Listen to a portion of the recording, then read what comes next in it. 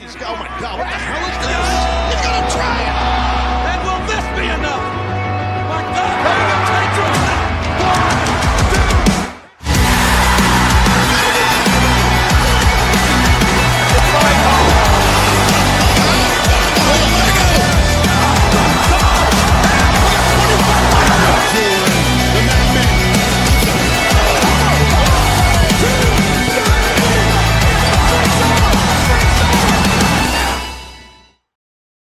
What's up, everyone? Welcome back to another episode of Ruckus Wrastlin. I am Josh, alongside my tag team partner in this journey, Justin Toner. How are we doing today?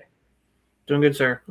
That's good. That's good. Well, we are coming to the end of John Cena's career this Saturday, at least in ring. Obviously, he signed his Legends deal. I mean, just because he's done with his in-ring career, at least for now. Never say never, because Shawn Michaels came back. But I think John Cena's career in Hollywood is gonna make him stay out of the ring. And just kind of how he does things. So he signed like a fire contract. He said he's going to be an ambassador for the company. So he'll be popping up and out. Then he just won't be wrestling anymore. So like they might make him they might do a run where he's like commissioner or just some type of thing. He's never going away. He's just not going to be wrestling anymore. But speaking about kind of coming to an end and pulling behind the curtain, all that stuff, we kind of alluded to last night, which we were hanging out in our Discord. Link is down below. It's free to join.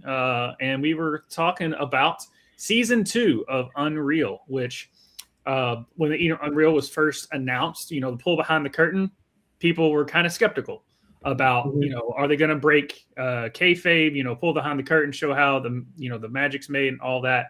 And like I said last night, after watching Unreal, I thought that it did what it needed to do, which is reach the casual fans and still not tick me off, because I felt like you saw the bunny's ears that was in the hat, but you still didn't see exactly where the bunny was stored. It kind of how that was like you can definitely tell they were still producing it. And a lot of times, like, especially in the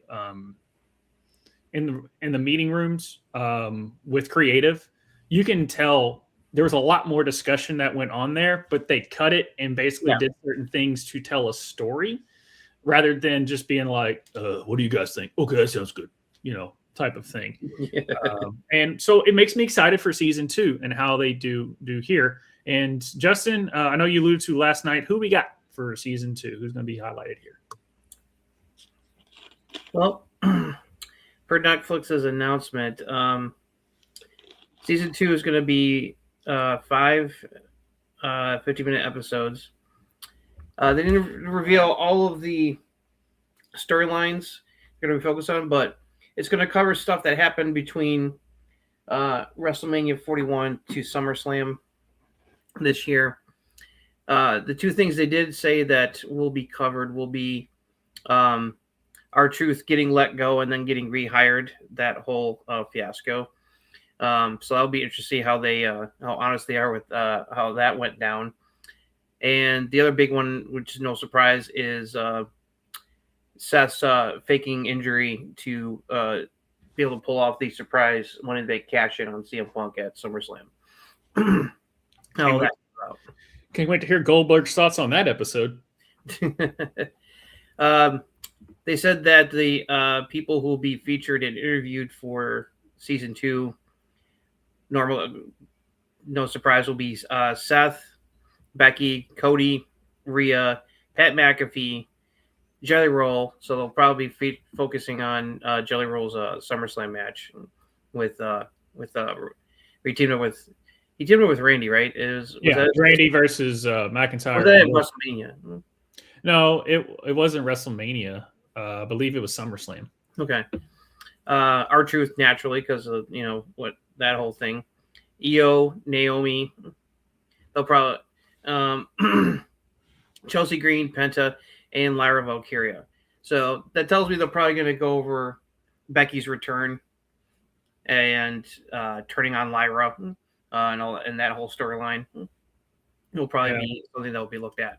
probably highlighting Penta's being in WWE and just how he's doing that. Like I said last night, I'm really looking forward to how they cover Pat McAfee, just because he's, basically have so much going on, and him and plus you get to see the commentator's point of view, to really highlight, just exactly what goes into the work. And I know Pat McAfee isn't without his scrutiny, because some people say he doesn't hardly know anything, and he just kind of goes out there and is just loud and whatever. I think him and Cole are great together, and it's interesting to see. But I think they're going to touch more on his just doing college football and still doing commentary, and then getting burned out, and it's like, I need to take a break, bro.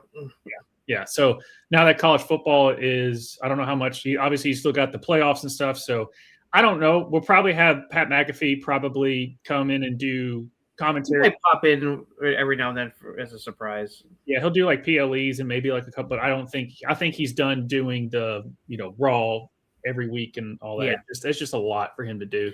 Yeah, it's a lot of travel. But yeah, and it's going to be an press like Lyra and Becky's feud throughout the year. That was probably going to be highlighted as well. So like I said, I enjoyed the Unreal. They walked a thin line of revealing too much, but still not revealing enough, or the whole thing, and how they shot it. But I liked Unreal of them in production calling stuff and okay, this is going over. Like I enjoy that. Of course, as I got older, I enjoy that side of the business. So, yeah, one of my favorite parts was seeing the in gorilla position, seeing the producers and them communicating with the referee, making sure that the match is flowing correctly, that certain spots are being hit like they're supposed to. I did like seeing like what happened when things went off script and haywire between Tiffany and Charlotte, and everyone going, oh god, no. Yeah, and then Hunter basically like tell Tiffany to go apologize to her, and all that. But you see Bruce Pritchard was just like, oh, fuck. And Bruce getting on Abyss, Joseph Park to be like, come on, because he I mean this match is going over. Tell him to go home. Yeah. And then he was like, and Bruce was just like, and then Joseph was, because the thing is, it's on Netflix, so it's not like, what are you going over? Like that was the one thing I don't, but it's just how they do things. Is no, this is the time of the match. This is what it's supposed to be, and I guess they're supposed to be in the confines of that. I'm like, okay, there is no time constraint on Netflix. It's not like you're going to have a commercial after it. It's the main event, right? So that's one thing that I was like, I'm like that they showed us that, because they still want to stay on a time schedule. I think it's because the way they said it was because like they don't want to go over, and then arena workers are having to stay later, and all their crew and everything to break down the ring and all of that. They don't want, since there's no time constraint. I'm like, it wasn't a 3-hour show. It was like 2 hours and 45 minutes. So what's the difference? But that's no here, no there. But I am excited about how they're going to do season 2 of Unreal. Yeah, that's going to all the episodes will drop on January 20th. So a few weeks after the big January 5th episode to start off the new year with the Link Up, which has got the headline by the Braun Punk title match. Yeah. Yep. And obviously with the last match is now this Saturday. We'll go over the Saturday night's main event card, which I'm extremely excited about how they did those matchups. Yes. Thank you, Cena, for going to your place. Like, how about we feature NXT on this show here? I don't want to just be all about me. Yeah. It's like, and we've got some killer matches. I mean, seriously, this may be the best, like on paper, best Saturday night's main event card we've gotten since the revival. Agreed. Just because, I mean, AJ and Dragon Lee versus Leon and Javon and Ova versus Cody and Bailey Soul versus Bailey. This is like it's gonna slap, as they say. Yeah. Now, speaking about John Cena, he was on Chris Van Fleet. Surprise, surprise. And he did do, hey, name me one word or give me just whatever, name a wrestler. Word association. Yeah, word association. And when he brought up AJ Styles, he said the best to ever do it. Sorry, Sean. And he didn't mince words about that. And he did go into detail about AJ and him was planned for Crown. I think it was Crown Jewel that they did in Perth. Yeah. But he was like, but I can't be on Raw. I can't be on TV. So how am I supposed to build this match? I'll just go on Twitter and say, hey, you want to do this? Hey, Hunter, you want to do this? And of course, everyone was like, yes, we want it. Obviously AJ and John. And then he was going into the fact of that match saying, let's just do an homage to, I'll do WWE and you do an homage to TNA. And I mean, that's obviously what we got, but just to hear him say that was nice. And then also him saying, no one knew that you were going to get that intro to AJ. But obviously they knew what they were going to do because AJ was wearing his TNA ring gear. So you knew they were doing that. So, but Bleacher Report did release they ranked the greatest matches of John Cena's career. Number 10 was Edge at Unforgiven 2006. 9 was The Rock at WrestleMania 28. 8 was Cody Rhodes at SummerSlam 2025. 7, Shawn Michaels Raw, April 23, 2007. 6, AJ Styles, SummerSlam 2016. 5, Umaga Royal Rumble 2007. 4, Daniel Bryan, SummerSlam 2013. 3, CM Punk, Money in the Bank 2011. 2, AJ Styles, Royal Rumble 2017. And CM Punk Raw, February 25th, 2013. I can't really argue with the top 3. I would put Money in the Bank at number 1. Yeah, I mean, that's what I would do. I mean, like that Money in the Bank match where Punk won the title and literally walked out of the company with it and did the infamous blowing the kiss to Vince saying bye bye. I mean, that was like the pinnacle of what that started off the Summer of Punk where he was champion for 404 days. Mm-hmm. It's like it's like but it was legit. It was semi legit because his contract did expire, and so it's like he literally walked out of the company with the title. Yeah, but Vince was able to quickly renegotiate to re-sign him. Yeah, it's like that's a very legendary match and moment. I think that should be number 1. Yeah, the first match with AJ at the Rumble, everyone points to is mind blowing. I still haven't watched it, so it's like I gotta fix that. Yeah, you do. It's that good. Yeah.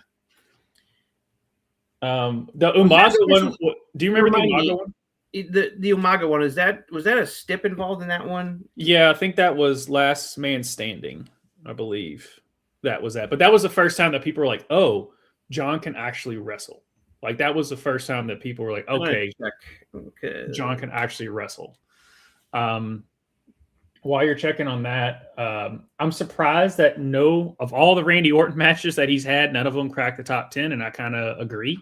As good as their feuds were, the match. You're right. It was Last Man Standing stip for that match, and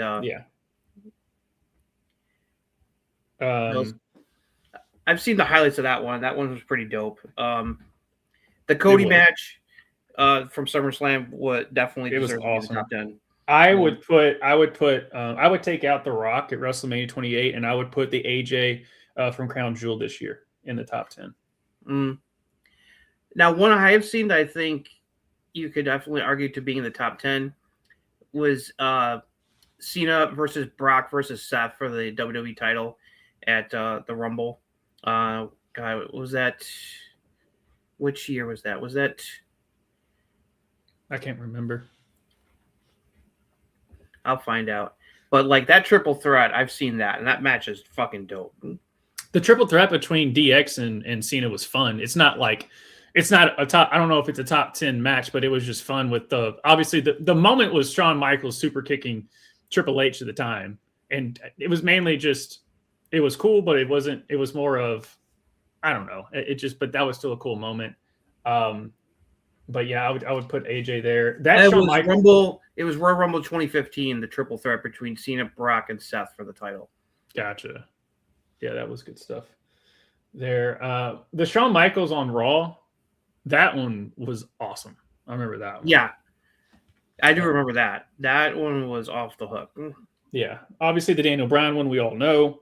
That's the one where he wins and then Randy Orton cashes in and people still were pissed. It was still a great match. Still amazing match, yeah. Well, yeah, they the storyline ripped the heart of everybody because like he finally got the title and then Triple H turns on him and helps Randy cash in to take the title from him right away. Yeah. The Edge matches, I know one did crack the top 10 in Unforgiven 2006, and I'm glad to see one of them on there. I've said on the show many a times, Edge I think is his best feud. Just because it was so long standing and it made the career of both of them. Right. Whereas CM Punk and John is bigger now, all things considered, but just because Punk was kind of at the top very little before he just left. And then we had such a gap, and then at least them kind of rekindling that was good. Yeah, the RVD one. I forgot. Yeah, thanks for bringing up Gift. Completely forgot about Cena RVD from One Night Stand. I mean, that's another legendary match. the way that the fans were like heavily rooting for RVD to win the title and treating Cena like he was like the mega heel is surreal. And of course, RVD winning the title is a very memorable moment. Yeah. Paul Heyman doing the count. And I don't remember that Cena Eddie Street fight. I do. He was I believe he was in a Bears jersey, but basically it was literally, they had they brought in cars and they surrounded it with cars and the headlights like lighted it out like as a circle, but they were like slamming each other on cars and stuff. Like it was an actual like out in a parking lot street fight that they did. And that was pretty cool with that one. So it wasn't like a street fight in the ring that you see nowadays. Like they were being more hardcore about it, like a literal street fight. Oh, good. The Money in the Bank 2011 match is on YouTube. I got to add that to my watch list. Yeah. That it just, I heard, because I watched Wrestle Talk, they had Santee on and they were doing the top 10. They each picked their top 10, kind of like, the old top 10 show that Roka did. And they, one guy put that Money in the Bank match at like 7, and both of them were like, the other two guys were like, are you kidding me? And he said, it's because it's more of a CM Punk match than it is a John Cena match. And I'm like, I was like, I get your argument, but if it wasn't for Cena, Punk wouldn't be like it. You have to have Cena there. Yeah, they had such magic era. That's why I thought it was cool that Cena said that Punk is his wrestling soulmate. And Punk has talked about how important they were to each other. It's like at the time. Oh yeah, the February 25th, 2013 Raw is on the Vault channel. So it's like, oh, that's another one I got to add to the watch list. Yeah. The argument was the 2013, like people were saying that they think that the match itself, I think on Raw was better, but the gravitas and everything, the crowd and how that match was, and how Punk basically took the title and went home with it, took his ball and went home. Just the story of it and the culmination and just how epic that match was. Whereas the match on Raw, I think, was more of a technical feat. So it probably was a better match, but overall, when you grade a match, I would just put, because just Money in the Bank, it's just more memorable. But that's like saying I'd rather, what 5-star Michelin restaurant do you want is better, so you're gonna like either one of them. So, but yeah, that I'm glad they put the Umaga match on there. Yeah, you should definitely go back and watch that because that was the first time because people were like, "Oh, Cena can't wrestle," all that stuff. That was the first one. People were like, "Oh, maybe he can." And obviously, RIP to Umaga. They kind of, unfortunately, as good as that Umaga match was, they really didn't do anything with him afterwards. They basically just used him as fodder. They just uploaded the AJ Cena match from Crown Jewel on the WWE channel a few days ago. Yeah, I would have that in my top 10. I know it's more of an homage and it's just big move after big move, but it was still so good. And maybe it's recency bias, but I'm putting it in there. Yeah, Cena AJ at SummerSlam 2016 was number 2 on the top 25 greatest SummerSlam matches list that WWE put together. And there's a playlist for that, so it's like,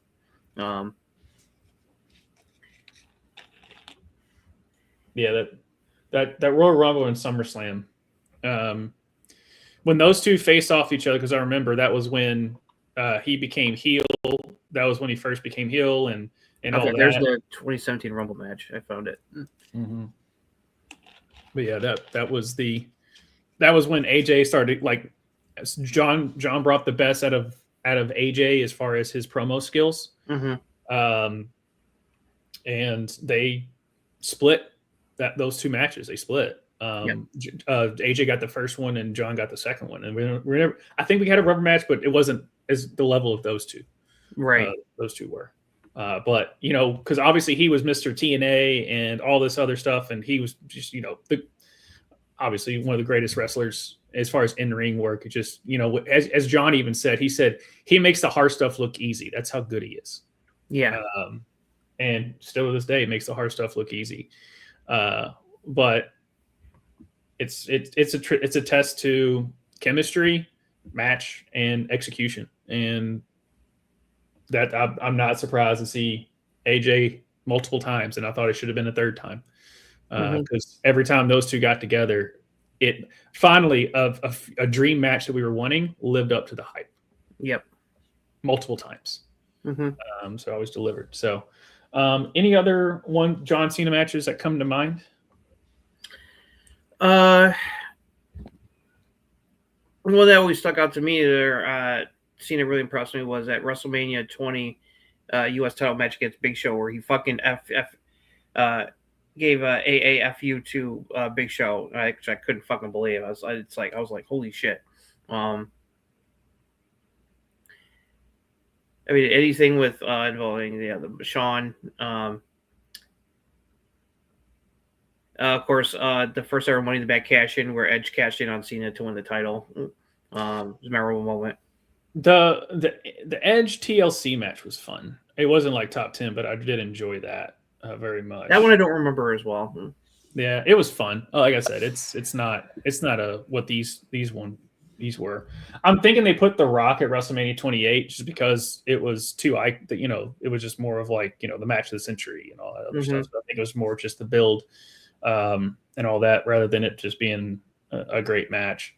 But yeah, just none of the Randy Orton stuff really sticks out to me compared to the other ones. Yeah. But, oh well. But what's up, Giff? Yeah, Cena HBK in London was great stuff. Is that the Raw, or is that the Raw one in 2007, Giff, or was that another one? Oh yes, the Firefly Funhouse match. Oh yeah, that yes, not much was like cool. a match, but for that was what cool. it was really entertaining, especially the whole NWO bit. The whole NWO and if it, like, we wouldn't have gotten that if it wasn't for COVID, which is a weird thing to say, but we wouldn't have gotten that thing, that Firefly Funhouse match if it was the Raw match. Okay, that's the Raw. Okay. But yeah, good call on that, GIF. Good call. That they did bring that up. I could see that. It's like, yeah. The only other people that I would say, like, if they were available, they work for AEW, like Samoa Joe and Christopher Daniels would be there if they didn't work for AEW. Kazarian is in TNA, so I mean maybe Kazarian because they have that somehow working relationship. But yeah, I mean Samoa Joe. Christopher Daniels. Because of the relationship they have, the good relationship they have with TNA right now, I could see Kazarian being there for the Hall of Fame if AJ wants him there. Yeah, for sure. And I mean, Billy Gunn was on AEW. He probably Taker will be there. I mean, the Boneyard. That's right, the Boneyard match with Taker. I really enjoyed that. Those two cinematic matches from that Mania that year are two of the best things that came out of that COVID Mania. Really, that Boneyard match was fun. Yeah, it was. that was a cool way for Taker to go out, honestly. Yeah, on his bike, riding out in the darkness, not in the sunset, not in the sunset, but into the darkness on that. But yeah, no. Yeah, obviously 20-something years. Like you said, not that. What was it? Yeah, is this truly seen as last one? I think so. But never say never in the world of wrestling. Yeah, you can't never say never, but I think Cena, I feel, is the kind of person who will be true to his word and be able to stay away. What was Cena's worst match? Oh God, I have no idea. Cody, John Cena, WrestleMania. Probably. That was so bad. There's some other ones that you could probably go back and find that were just dog crap. Oh, the one where he put Kevin Owens over when Kevin Owens was NXT champion. Oh yes, yeah. The Open Challenge during the U.S. Open Challenge, U.S. Title Open Challenge. Yeah, when KO came out. Yeah. Cena really helped put KO over coming to the main roster with those matches they did. Yeah, for sure. He's wrestled he's got 20 plus years of stuff out there. That one Cena Taker where Taker spent more time walking to the ring than he did in the ring. Mm-hmm. That terrible match, that squash one, that one you're talking about, where Cena didn't have a match and he was drinking beer in the front and he goes, "Oh, I got a match." He runs to the back and then Taker takes 17 years to get to the ring. That one, it was pretty bad. Yeah, it was not good. No. You couldn't tell by the way the voice that I'm still ticked off about that to this day. I'm like, he took more time getting to the ring than he did in the ring. But whatever. It wasn't about Cena. It was about Undertaker. Because I think that was supposed to be his last match, but it wasn't. Whatever. But anything else on John Cena's former matches? Nope. All right. Well, let's get into the good stuff that happened this week and some of the bad stuff. It wasn't all golden, but it was actually a pretty decent week of wrestling to me. But let's talk about SmackDown. The show opened with Drew McIntyre arriving at the arena, and just as he got out of his car, SmackDown GM Nick Aldis and security arrived. Drew argued with Aldis, who said that Drew is still suspended. He told Drew to get back in the car and leave. Drew said that he wants the security guys to go home to their families. Drew told Aldis he is hurting the fans. Cody Rhodes then came in through the passenger side of the car, attacked Drew. The security guys pulled Cody off and Drew drove away. Aldis told Cody to calm down, but Cody walked by him and walked into the arena and out of the ring. He got a mic and cut a promo ripping on Drew. Cody called Drew WWE's resident cockroach. He begged Aldis to reinstate Drew so he can do what people do to a cockroach, stomp them out. Ilya Dragunov defeated Carmelo Hayes to retain the WWE United States Championship due to Tommaso Ciampa crotching Melo on the top rope behind the ref's back, allowing Ilya to hit Torpedo Moscow and the H-bomb for the win. Ilya saw the replay on the video screen, was pissed at Ciampa's interference. Alexa Bliss defeated Kairi Sane. After the match, Nia Jackson, Last Legend, attacked Flair and Bliss. Then they laid out the Kabuki Warriors and stood tall, holding up the tag team titles. NXT champion Ricky Saints and Obafemi were in Aldis' office. Cody Rhodes came into the room. They asked Aldis what they were doing there. Cody said that whoever wins tomorrow at NXT Deadline for the NXT Championship will be wrestling Cody at Saturday night. Survivor Series at Saturday night's main event next Saturday. He wished both men good luck tomorrow. Jade Cargill defeated Alba Fire. Kiana James approached Green, tapped her on the shoulder, and Julia attacked Green with punches. They were fighting up the aisle. This distracted Fire, and Jade hit with a pump kick and Jaded for the win. Solo Sikoa made his entrance with MFT and cut a promo in the ring. Solo issued a warning to the Wyatt Six. Solo said that everything that was his, referring to Bray Wyatt, that's now yours will become Solo's because he'll take everything away from you. The lights went out in the building and the scratchy Wyatt Six logo was on the screen. Uncle Howdy went face-to-face with Solo, and so Solo dared Howdy to attack. The fans chanted, "You effed up" at Solo. The two groups started fighting, and Nikki Cross even jumped onto JC's back. Rowan cleared the ring on one side, and Tala cleared the ring on the other side. Rowan and Tala got into a stare down. Rowan kicked Tala out of the ring, and MFT retreated.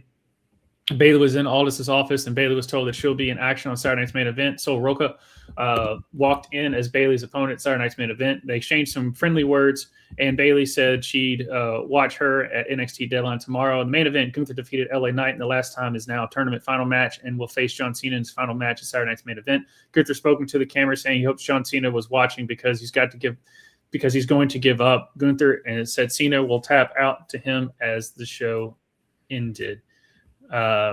Hey Logan, what's up, man? Good to see you, buddy. Good to see you, man. Hope everything's going all right. But yeah, it was a fun show. I obviously I popped when we had Oba and just the matches as far as Sol Roca and Bayley and that was good. Solo is, I want to know how his back is because he is carrying this feud. Yeah, he really is. His promo work has been top notch. I think there. Obviously, I would love Carmelo to win, but I'm still liking the Ilya Ciampa back and forth. I'm enjoying that. I think the Drew McIntyre Cody stuff is a little forced, and I think it has to be because their feud wasn't done, but they really never showed the feud at Survivor Series. Yeah. So that's why a little taken off by it. And we've got to figure something out with Jade Cargill because the women's title picture has been boring for a year and a half. Yeah, that was just horrible. It's like, and then it's like, just give Julia the fucking title back. I mean, it's like I want her to. It's like I love you, Chelsea, but you should be destroyed. I'm sorry. Yeah. That whole segment was a waste. I love the opening with Drew and Cody. That was all good. I love Cody calling him a cockroach. I just like how Cody just like said, "F my entrance. You can play my music and let them do the woes, but I'm all about business." Right. So, but hey, Caden, what's up? Oh, Caden, good to see you. They won't. They won't. The networks prefer it that way. It's like we have to live with the brand split, unfortunately. Yeah, just like you're going to have to live with War Games because it is a brand now. So as much as you want to go back to the old Survivor Series, until they stop making money off of War it would Games, be nice if it was, but I just don't see it happening anytime soon, unless something radically changes. Yeah, for sure. But what stuck out to you on this show, good or bad? Well, like I said, the whole opening segment with Cody and Drew. I love how Drew was like thinking he could get in. And then I love Cody sneaking right into the car to attack him, and the whole promo was great. Ilya and Mello, that cooked. Really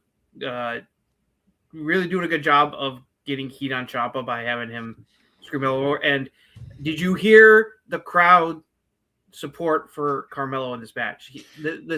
This face turn is working. He's getting over. The fans were rooting for him to win this match. So it's working. Yes, it's working, and that's what we need. We need the casuals because IWC is fully behind Mello. So that's good there. Yeah, it's like it's like it sucks the writing for her. It pisses me off. But trying to stay positive. Alexa Kari Max was fine. It's like the segment with Cody letting Oba and Ricky know whoever won their match was going to face him at Saturday Night's main event. I was like, and Bayley and Silver, I was like, okay, that's some cool exhibition matches. And of course, then we got Javon and Leon against AJ Styles and Dragon Lee. That match is going to be a fucking banger off the insanity match. Yeah. And the main event was good. It's like LA Knight got to put up a good fight. It's like, but we all knew Gunther was going to win. And I really liked at the end where Gunther was like right at camera telling that he was telling Cena that he was going to make him tap out. And he followed that up with us on Raw, which we'll get to. All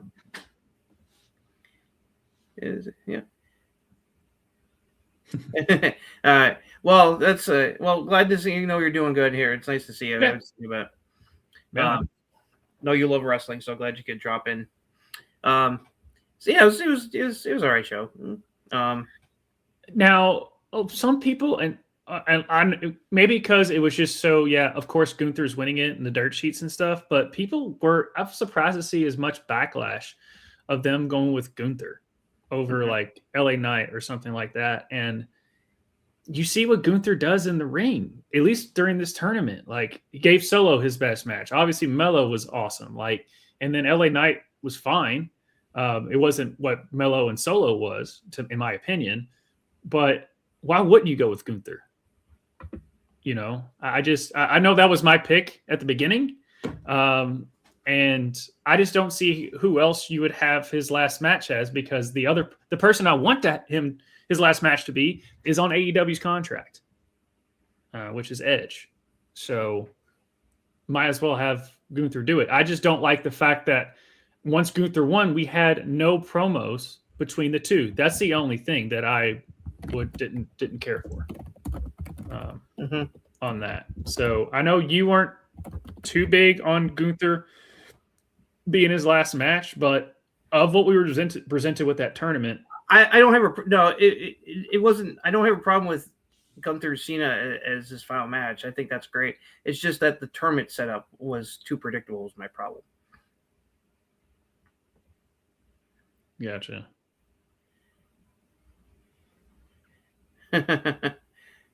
Oh yeah.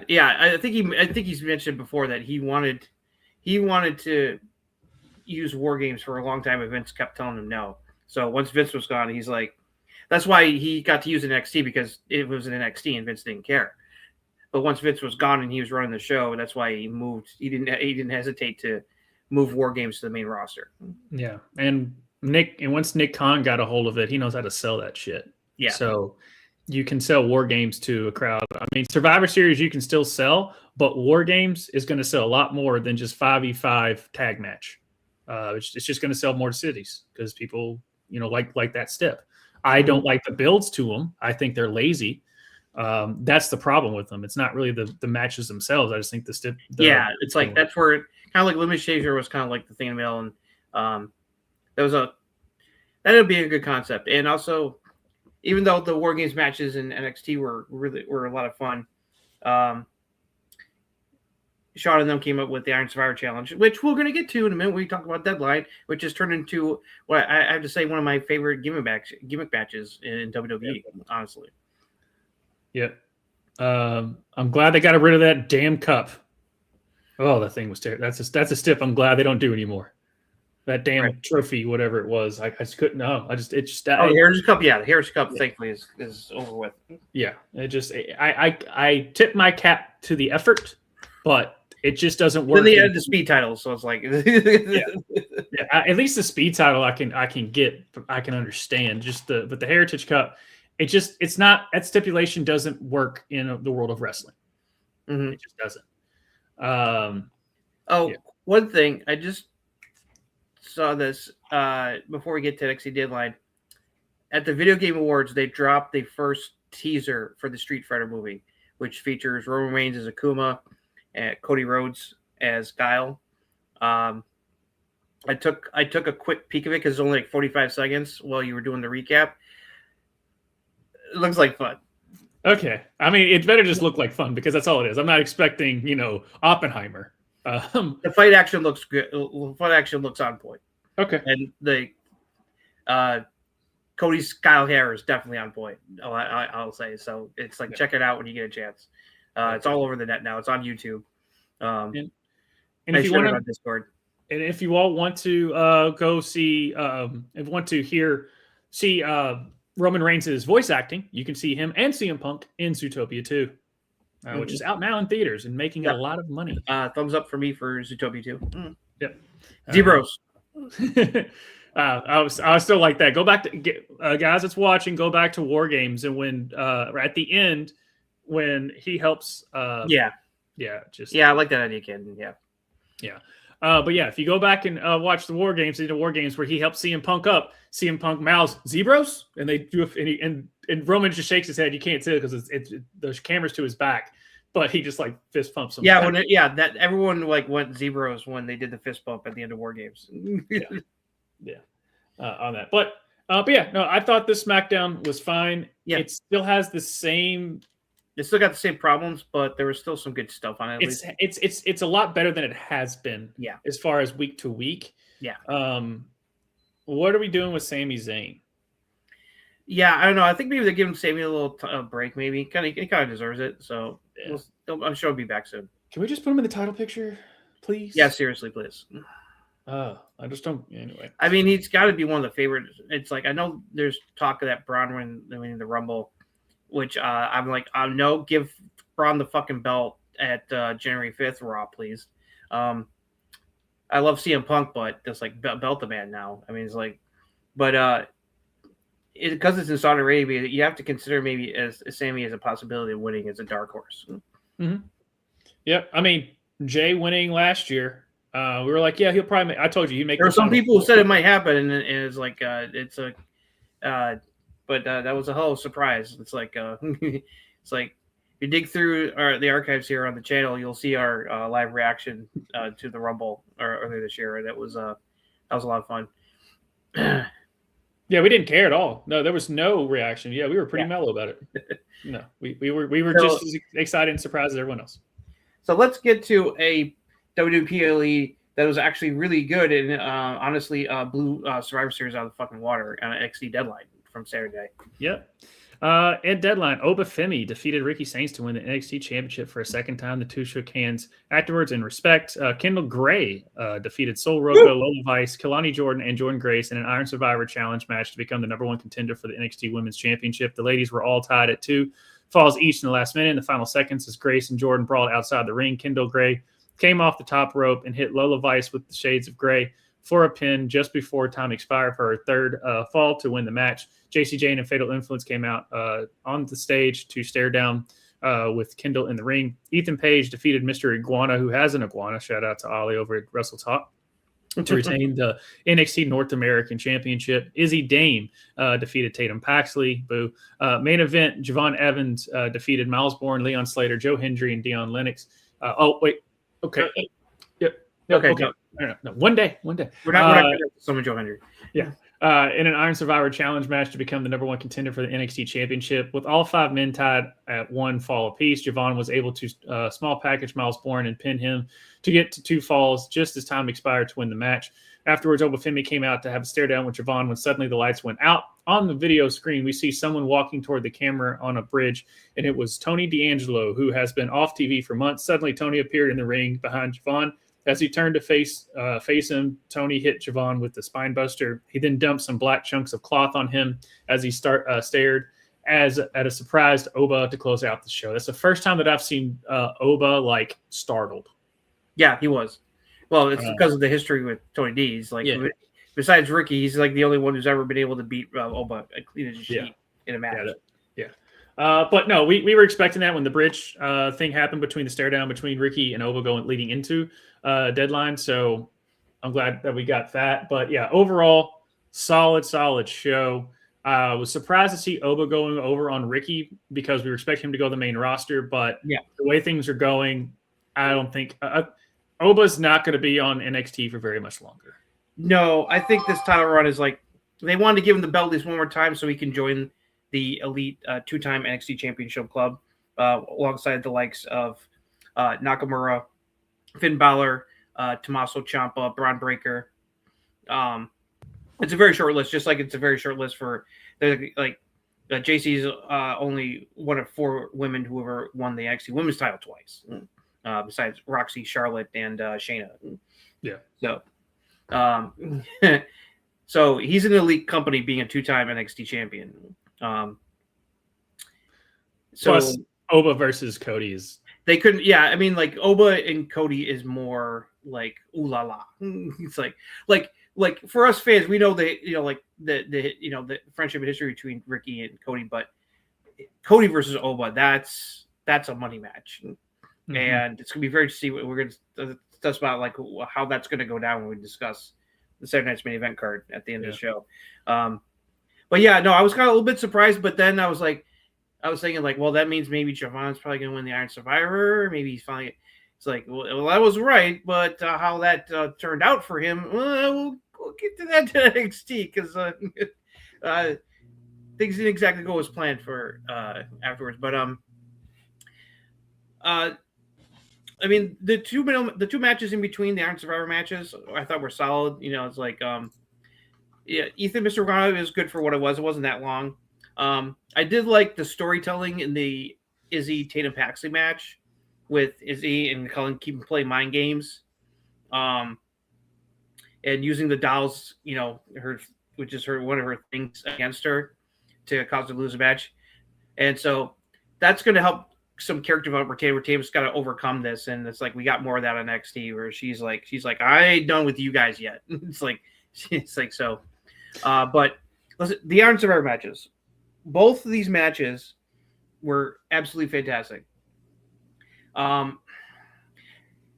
I'd give the slight edge to the women because the pace of the women's Iron Survivor match was off the hook, and you had some of the best women's wrestlers they have on the roster this match, and choosing to have Kendall and Kalani start was great because of their athleticism, and they just like went to town, and you know, and then you know, like you had so many great spots and surprises, like you know, like you thinking like Silver, oh no, she's hurt again, she's not gonna be in a match, but then it's like a minute later she comes back out and just like that, it's a double soul snatcher on it was Lila Vice and Kalani, and sent them both to penalty box, and she immediately got 2 fouls right off the bat.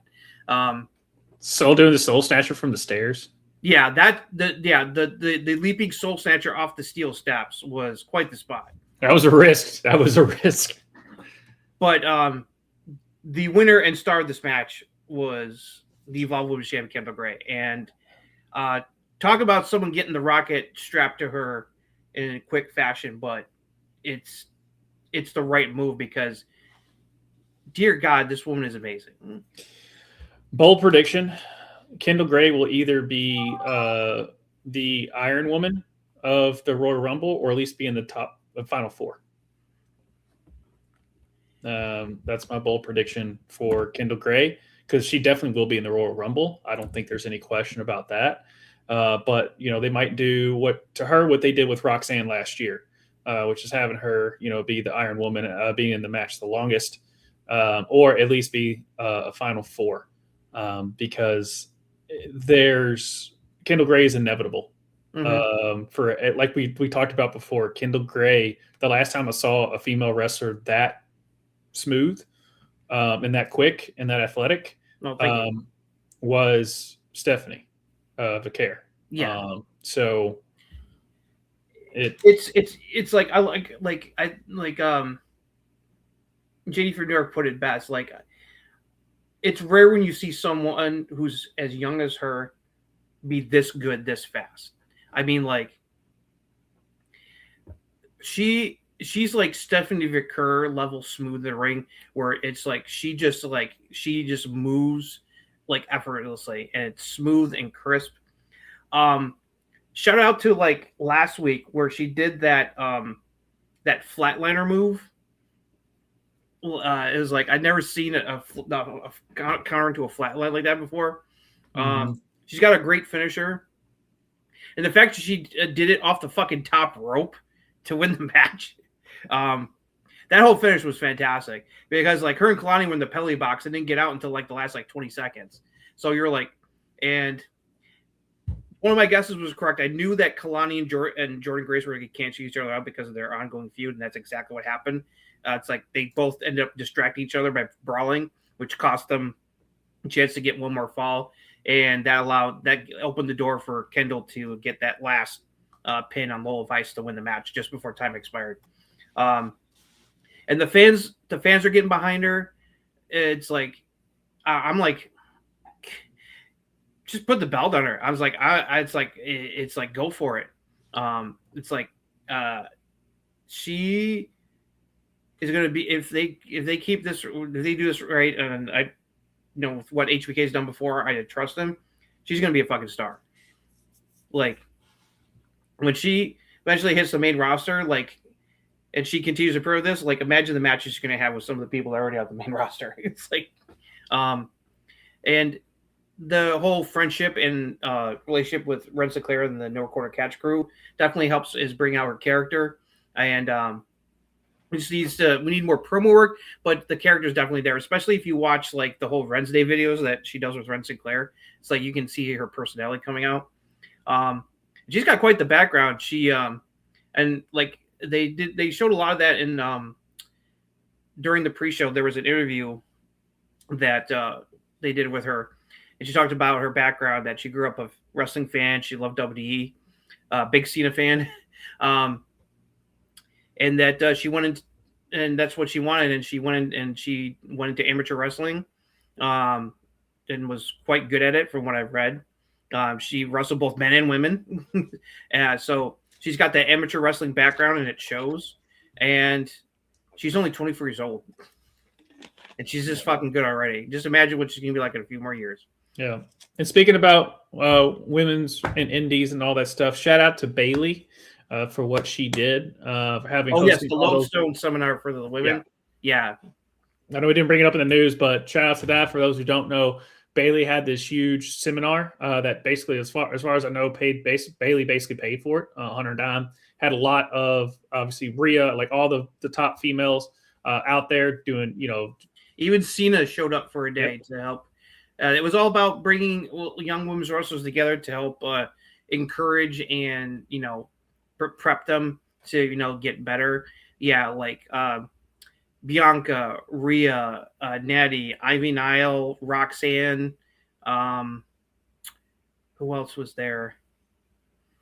Is like, besides Cena, is like, a lot of Charlotte was there. Yeah. Becky was. Maxine was there too, I believe. Maxine, that's right, she was. You said Natty, right? Yeah, Natty was there. All there given. Charlotte too. Charlotte was there too. So it's like looked like it was a really cool thing.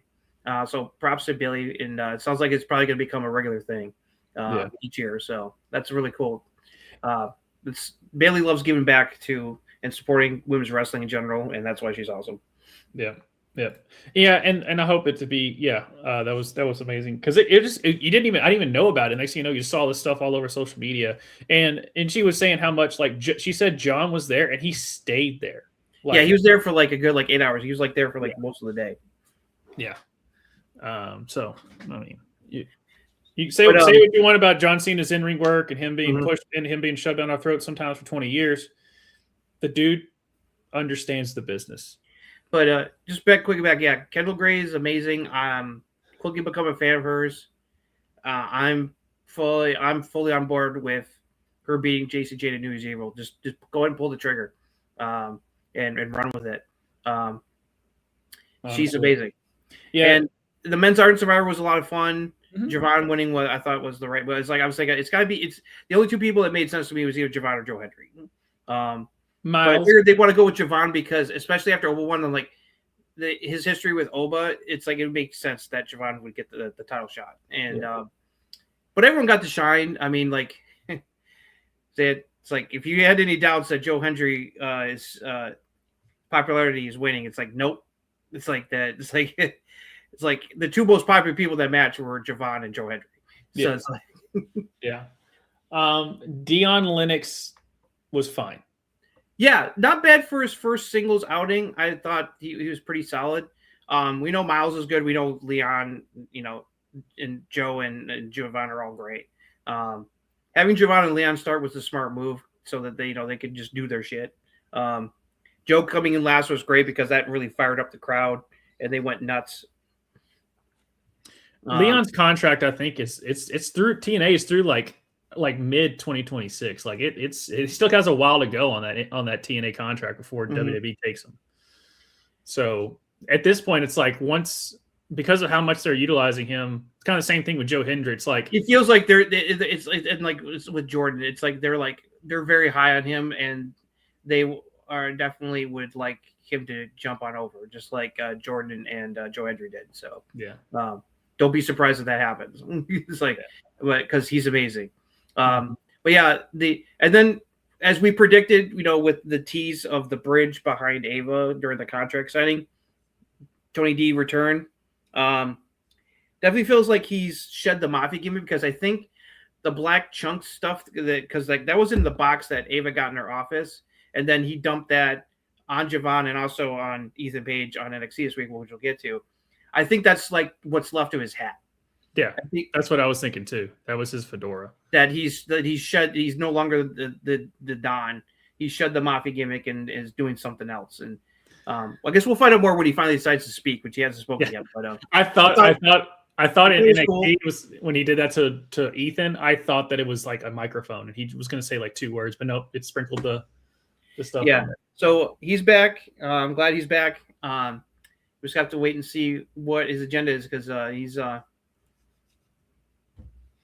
The only thing is that the crowd really didn't react as much as I thought. He got more reaction this week on NXT. He did with the home crowd, but I don't think the fans were just expecting. They're kind of like wait, what? So right. But I thought it was a cool ending. Overall, this was a really damn good show. Yep. Both Iron Survivor matches were awesome. And Obafemi, Ricky Saints was very good. So, very good show. Nice, a good PLE to end the year on for WWE. Thanks to NXT. Yeah, for sure. Thank you, Sean. I mean, technically, this Saturday is. I know it's not a PLE, but it's a PLE in a sense. They always want to kind of call it one of those. But as far as like a main PLE, yeah. Thank you, Sean. If you don't win Booker of the Year, there's something wrong. Yeah.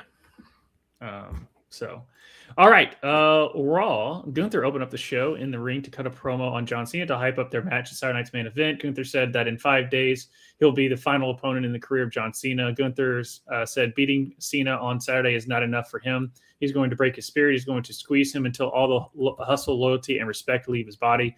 Gunther said he's going to force Cena to do the one thing he said he would never do, give up. Io Sky defeated Kairi Sane. Solid. It's Io and Kairi. You knew they were going to kill it. Division were in their locker room. Logan Paul mentioned Rey Mysterio smacked him in the face last week. Logan said something has to be done about this. Braun said, let's handle it. Logan asked to talk to Heyman. Logan told Heyman that this situation with Rey is getting handled. Heyman said now Logan has backup. Logan said they get in trouble. Logan is their backup too. Heyman said he loves that idea. Heyman handed Logan his trusty brass knuckles just in case Logan left. Rey Mysterio versus Finn Balor didn't happen as Logan Paul attacked Rey from behind during his entrance and beat him all over ringside. Rey fought back and was going for a 619 when the mystery masked man appeared to attack Rey with a super kick. He then hit Rey with a stomp. The masked man ran away while security chased him. When Rey got back up with the help of a referee, Logan Paul punched Rey with his brass knuckles. LA Knight ran out to make the save. Knight challenged Logan to a match tonight, and that was the main event. AJ Styles and Dragon Lee defeated the War Raiders to retain the World Tag Team Championships. After the match, the New Day and Grayson Waller confronted AJ and Dragon Lee, but suddenly Jay and Jimmy Uso came out through the crowd. They announced they were back together as a team and were coming for the tag titles. Women's world champion Stephanie Vaquer came out to the ring to be interviewed by Jackie Redmond. Jackie asked who was next for her. Vaquer said she's ready for everyone. Vaquer said she's not known for talking, but she's known for her actions. Nikki Bella came out to interrupt and said despite losing to Stephanie at Survivor Series, she wanted a rematch. Suddenly, Raquel Rodriguez showed up and lawn darted Nikki into the ring post. Raquel got into the ring and told Vaquer to name the time and the place because Raquel will be there to take her title. The two had a stare down to end the segment. Excuse me. The Judgment Day was shown in their clubhouse. Finn Balor spoke about how he had an easy night because Rey Mysterio was attacked. Raquel walked in and Liv Morgan asked her why she didn't tell her she was going after Stephanie in the title. Raquel said she didn't know that she had to run everything by Liv. Liv said it's not like that, and she wished Raquel the best. Raquel left to talk to Adam Pearce about getting the title match. Liv told Roxanne she'll be in her corner tonight, and Liv said that if Raquel is going for the women's title, then Liv and Perez can be a team and get the women's tag titles. Perez was surprised by this, and the two left for her match. Dom said to Balor that it was a good because they were bonding, and that was the way he said it was hilarious too. It's good, they're bonding. I don't know. It just made me laugh a little bit.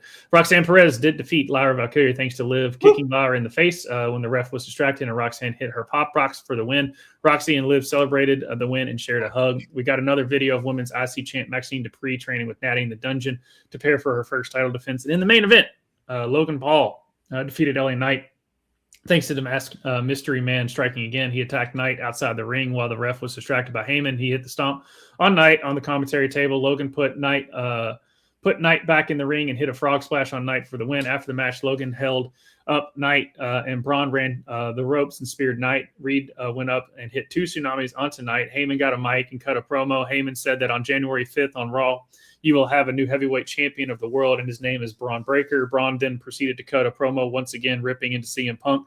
Braun said that Punk is a fraud. This current version of Punk is not the one he wants to beat for title because it will be easy.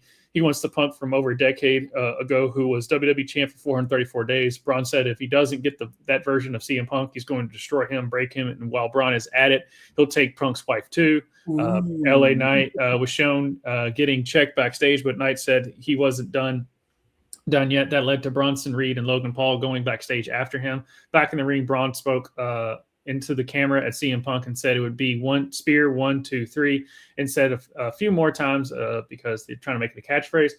In the back, Bronson and Logan beat the crap out of LA Knight, powerbombed him through a table. Reed said he's not done yet, and they took Knight to a car and put him on the hood. They fought off security, and Bronson went onto some equipment cases and jumped onto Knight with a tsunami on top of the car. Raw GM Adam Pearce referees arrived to put a stop to it. As Pearce called for medics, Bronson Reed trash talk Knight as Raw came to an end. And then there was a video showing him Knight getting put on a stretcher and all that fun. The ambulance. And the ambulance and all that fun. Going through a local medical facility. But yeah, that was Raw. I'm glad Roxanne won. I hope she was trying not to smile when she did hit the Pop Rocks and pinned. You can tell like she just couldn't hold it in. She was smiling. Like finally, singles win. Like it's like I'm winning on a consistent basis. It's great. Mm-hmm. No, that was great, and this is I'm liking where the story was going here. With you had the little seeds planted there with like Liv being like, "Yo, Raquel, why didn't you tell me you were going after stuff you were touching on? I didn't know I had to run things by you."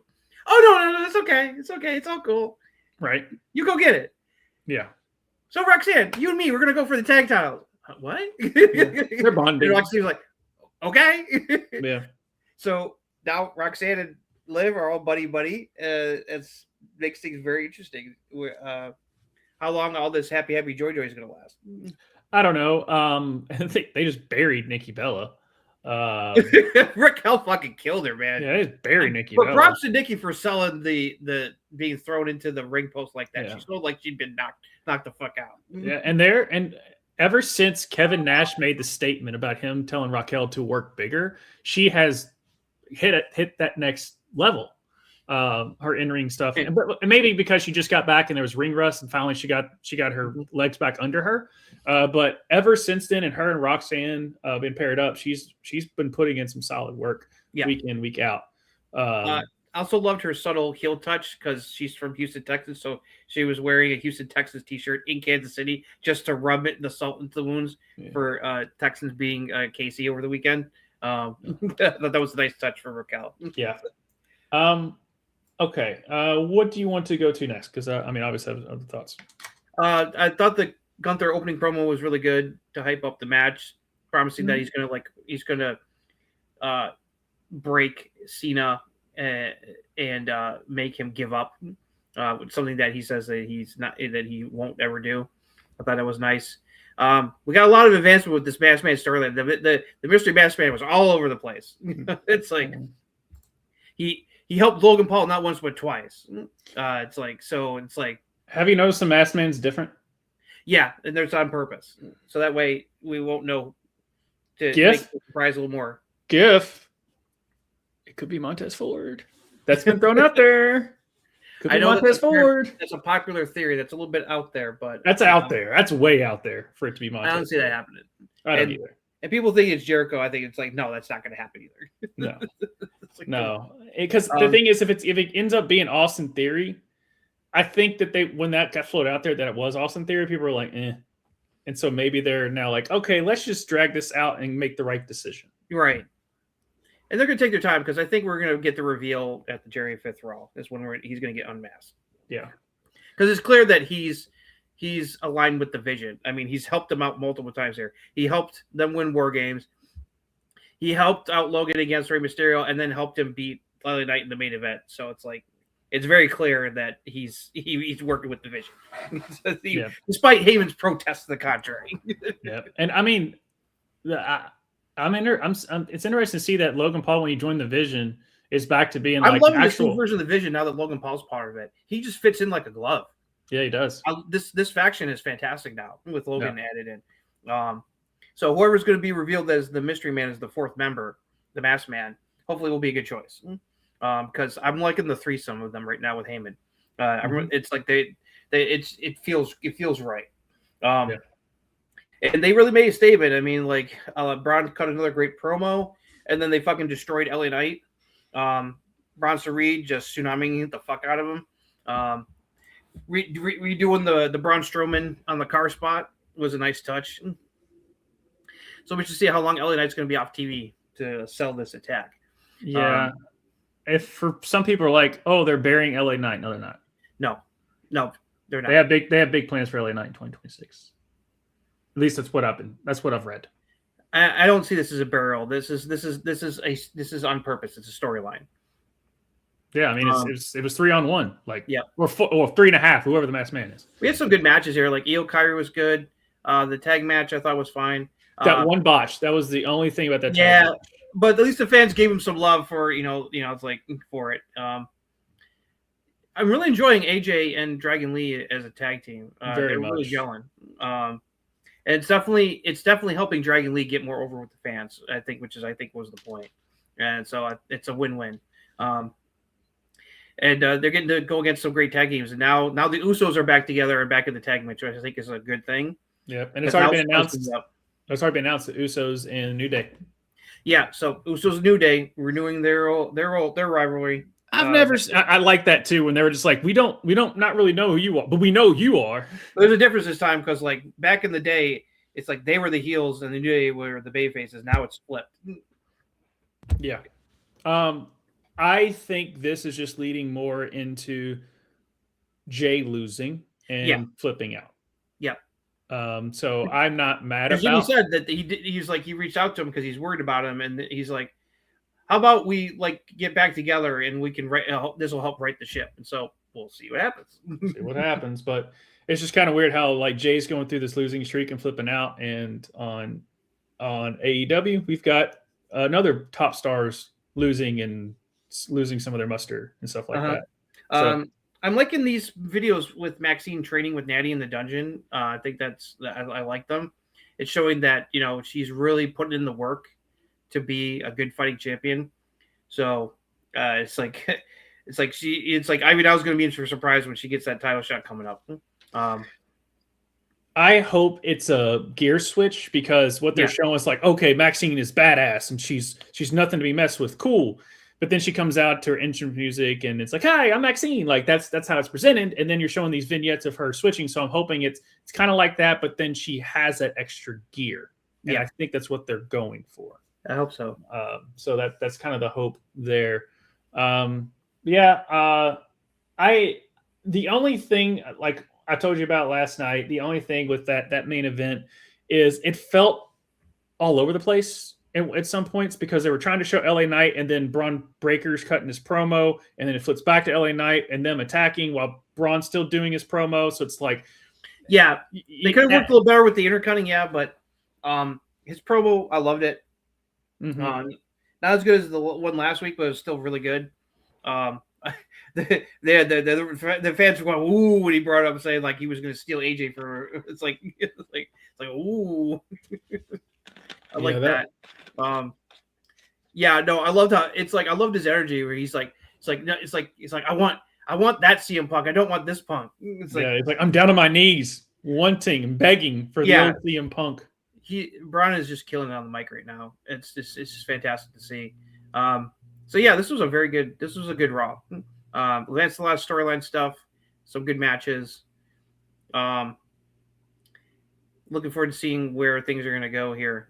So look at in the Lee stuff now, especially with Judgment Day. It's like Raquel's trying to go after Stephanie, and we got the Roxy and Liv dynamic.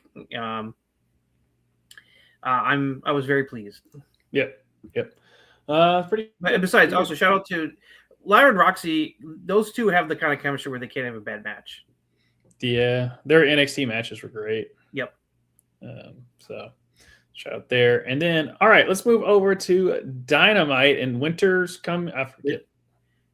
Winter's already here. Winter's already here. Yeah. If you live in New York where I am, it's already here. But that was the AEW Dynamite show itself. But in a surprising turn of events, Willow Nightingale and Harley Cameron defeated Toni Storm and Mina Shirakawa in the AEW Women's Tag Team Championship tournament final to become the first AEW Women's Tag Team Champions. Kazuchika Okada defeated Jack Perry in a Continental Classic Gold League match. After the match, Callis offered Jack a spot in the Don Callis family, but he turned it down. And they started to a beatdown until Luchasaurus and Young Bucks came out to make the save and fought off the family. They got the bag of money from Don as heels retreated. Hey, remember when Jack Perry was a part of the Young Bucks and then 2 seconds later he's back with the Young Bucks? That was funny. The TNT Championship, the TNT champion Mark Briscoe was interviewed by Tony Schiavone in the ring collision. Has Briscoe defending the TNT title against Daniel Garcia on Collision Saturday at 4:30 Eastern. Garcia, Yuta, and Mira Shafir came out to confront Briscoe. Words were exchanged to hype the match. Swerve Strickland and Hangman Page defeated the Ops in a Tornado Tag Team match. Don Callis did a promo about how he wants to get his money back from the Young Bucks. Callis said that he's got Takeshita, Okada, and Hechicero for a 6-man tag team match against the Young Bucks and any partner they want. Next week on Dynamite, the winner gets the $1 million cash prize. Probably going to be Kenny Omega. Mike Bailey defeated Kyle Fletcher in a Continental Classic Gold match. I will talk about that one after I get done with that. Hangman Adam Page was interviewed by Renee Paquette, who asked what is next for him. Page said that the AEW Men's World Title is next for him. Page said that regardless of who leaves as the world champion at World's End, he's coming for the title. The Bucks asked Luchasaurus if he wanted to team with them against the family for the money. He pointed to Kenny Omega's locker. Like I said before, locker room door. The Bucks knocked and asked him to reform the Elite for his match. Kenny said they can have all the money to get some payback on the Don Callis family. He would do it for free. Main event, Samoa Joe defeated Eddie Kingston to retain the AEW Championship by making him tap out to the Conquista Clutch. Samoa Joe celebrated the win as the show went off the air. All right, AEW.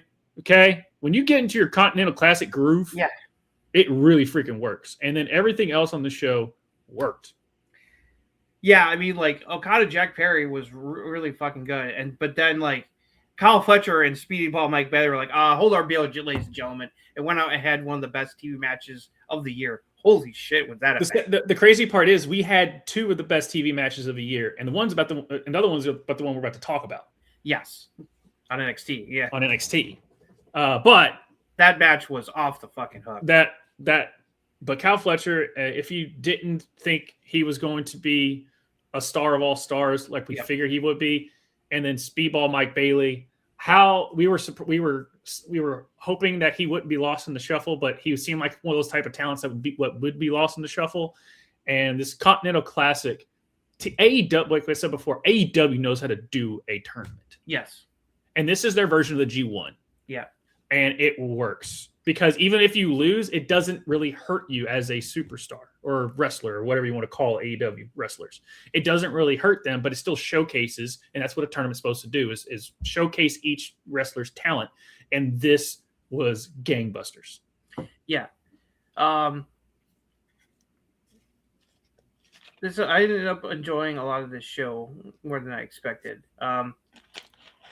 I thought that the women's tag title match was all right. It wasn't as good as I was hoping to be, but I liked the surprise. I was thinking that Tony and Mina had this in the bag, but I'm perfectly happy with Willow and Harley winning the tag titles. They're very over. They work really well as a team, I think, too. So I'm happy for them. So congrats to them on being the inaugural women's tag team champions for AEW. There's plenty of teams, so they're going to fight them. So we should see what's next for Mina and Tony. I think eventually they'll win the tag titles, but I'm perfectly fine with them having Willow and Harley be first. So that's cool. Then we had the 2 kind of classic matches. Main event was good. It was just the ending was kind of flat where it's just like, okay, Samoa Joe won and now it's over and nothing else happened. You know, it's like, I thought that was one of my few complaints about this show, to be honest. But, you know, it's like I thought it was a solid Dynamite. Yeah, I mean, like I said, that was just like a nitpick like I had for the end of Raw, where the production was all over the place. Like you were expecting maybe something else to come out of it. I wasn't expecting, obviously, you were expecting like a Swerve or Hangman stare down or something like that, but there wasn't. That being said, Hangman and Swerve were fun together in their tag match. Oh yeah, yes, I did like that. They worked. I like that they came out to the crowd like that, and I thought they worked really well together. It's really cool seeing how far those two come from the blood feud they had last year to now where they're allies. I think it's been really well done. And here's the one thing that I'm nervous about is it's always great when like Willow is like, I'm happy for Willow and Harley. But the thing is like once you put the belt on certain people or you do these things, then Tony doesn't know what to do with them. Right. That's always a concern. Yeah. But that, and then the Mark Briscoe stuff is always great. It's funny. I liked this promo that Moxley cut in this episode. I thought that was pretty good. That backstage promo. It wasn't a word salad that a lot of times Moxley ends up doing. Yeah. It was a good, solid, did what it's supposed to do promo. Got to the point. But yeah, I mean and then obviously the Elite getting back together for a 6-man tag, that's gonna boost some ratings. But yeah, that Mike Bailey Fletcher match was ridiculous. And it's always nice to see Eddie Kingston being back in the main event picture. Yeah. Where he should be. Yeah. Yeah. So Eddie looked really good here in this match and gave Joe a good fight, even though I know he had no chance of winning. So it was still a really good match. So this was a good, solid show for once. Yeah, and they're still doing the Okada, Takeshita stuff. They're still going back and forth with that. I know where it's leading to, and I'm not. And the way they're doing it, I don't care if they're taking their time. Yeah, because they're building up. It's a good build. It's actually. So they're going on a little tour of over across the pond in England because they're going to be in Cardiff for Collision, and in Manchester for Dynamite.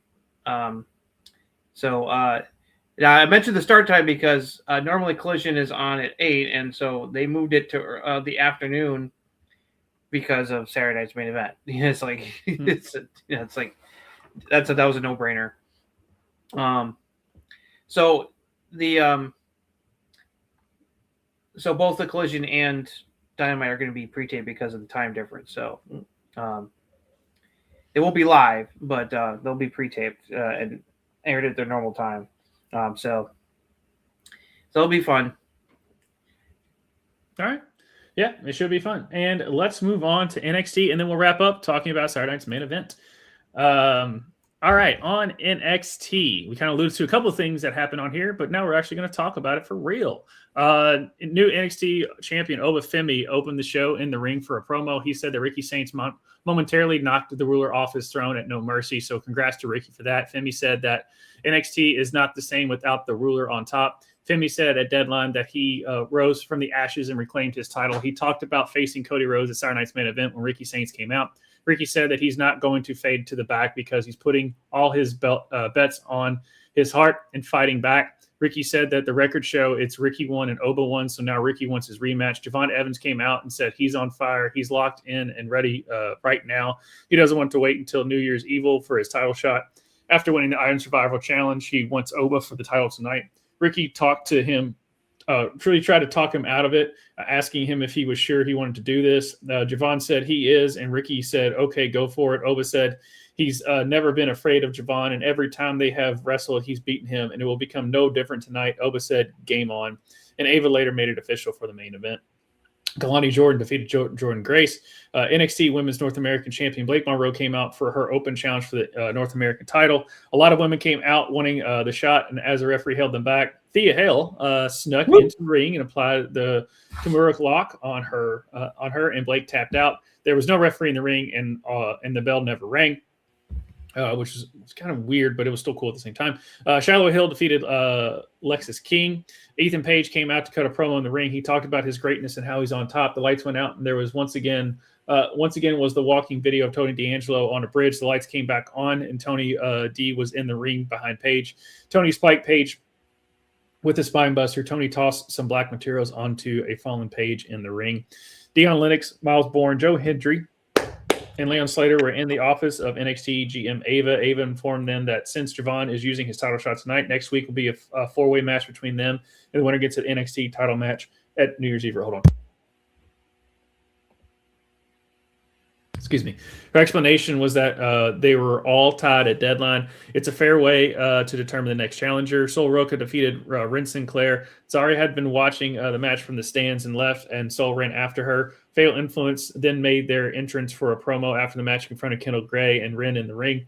JC bragged about her greatness and the year she's had. Jane called Gray a bootleg her an angle with the ponytail who doesn't stand a chance at beating her for the title at New Year's Evil. Kendall said she has the momentum now. Yes, she is a rookie who has so much to learn, but nobody expected her to win the Iron Survivor, and she did. She said nobody expected JC to beat Stephanie Fakir for the title, and that's what she loves about wrestling. Anything can happen. Grace said if Jane wants to treat their match as a joke, then go ahead. Grace said that the best part of being an underdog is the face people make when the underdog bites back. Fatal Influence attacked, and the numbers game allowed them to beat down Kendall and Ren and stand tall to end the segment. Blake Monroe spoke to Ava in her locker room. Blake complained about how Ava set her up to be embarrassed. Blake said no more open challenges ever again. Ava said that this was Blake's idea. Ava said she'll make Blake defend her title against Thea Hale next week. Blake wasn't happy. Sol Roca caught up to Zarya in the parking lot. Zarya said she just wanted to support her. Zarya said she wished Roca the best for her match against Bayley at Saturday Night's Main Event. Sol wanted Zarya to be there. Zarya was excited about that, and they hugged. I don't believe it. Main event, Obafemi did defeat Javon Evans to retain the NXT Championship thanks to Ricky Saints pulling the referee out of the ring before he could count three after Javon hit Oba with two cutters. Javon wiped out Ricky with the dive and then went back after Oba. Oba caught Javon with two running uppercuts, followed by the fall from Grace for the pin to retain. After the match, Obafemi stared at Ricky Saints. Oba left while Ricky looked at Javon laying in the ring as NXT came to a close. So where do you want to start? As I take a drink. Everything's perfectly fine with Soraka Zarya. Everything's fine. No problems. No problems. Everything's hunky-dory again. Right. I think the heel turn's happening on Saturday. Yeah. It's happening either Saturday or Tuesday. Who knows? Because they might do like let's not have any crazy situation, or she might have Bayley dead to rights and Zarya screws it up. But I don't really. I think they want to show these exhibition matches and just do everything clean. She's not going to cost the match. I think she's going to turn on her after the match. Yeah, they can do that. Because that way you'll have the casual fans and then tune in to NXT to figure out what just happened in front of you. So they can sell it that way. What are we doing, Jordan Grace? I think a heel turn's coming. Oh, and speaking about that, just because it's NXT, you don't have to have each wrestler have a babyface run and a heel run. Ricky can do everything. You don't need to have him do a heel run. Jordan can do everything. You don't need her to have a heel run. But I guess it's required, other than like maybe Stephanie, because she was only in Stephanie and Julia because they were only in. Julia did have a heel and a face run. It was just super short. But Stephanie never had a heel run because she was only there for like a cup of coffee. Somebody just natural as a babyface right now. So yeah, she is. But that's the only thing that I was just like, Jordan Grace just losing to Kalani. Now, I mean, obviously understand the reason, but still. Yeah, it's been weird. You know, it's like Jordan's had more losses than wins in NXT. It's like, but I trust HBK that it's going to lead to something. You know, it's like, it definitely feels like that because like her attitude is to Thea. Because Thea's like trying to be nice and give her a cheer up, and she's like, why am I listening to a pep talk for a 6-year-old? I'm 22. Yeah.